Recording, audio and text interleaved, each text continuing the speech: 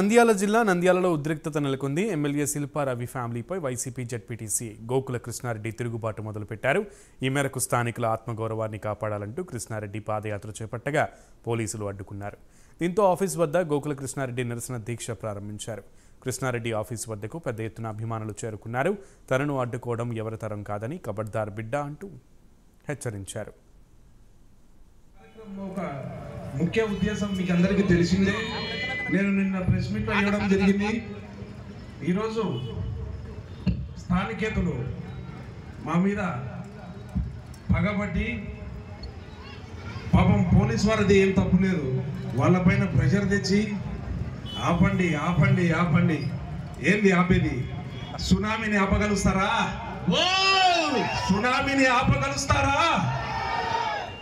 స్థానికులకు స్థానికేతులకు డిఫరెన్స్ లేదా? ఉంది. ఎన్ని రోజులు నలుపుతారు మీరు స్థానికులను? నలిపి నలిపి నలిపి నలిపి కొట్టి కొట్టి కొట్టి కొట్టి లాస్ట్కు రివర్స్ అయితే ఎట్లుంటారో రాబోయే రోజుల్లో మీరు చూడబోతున్నారు.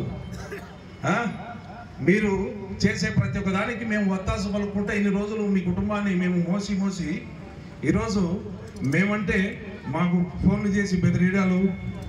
ఎవరిని బెదిరిస్తావు నువ్వు? మేము బెదిరిస్తే నువ్వు ఎక్కడికి పోతావో, నీ ఎమ్మడున్న జనాలు ఎక్కడికి పోతారో ఒకసారి ఆలోచన చేసుకో. మాకంటే బెదిరించేతోళ్ళు ఎవరు లేరు. మేమన్నీ మానుకొని చాలా శాంతయుతంగా ప్రజాసేవకై దిగి ప్రజల్లోకి పోయి ప్రజల మధ్యలో ఉండాలని కోరుకుంటున్నాం.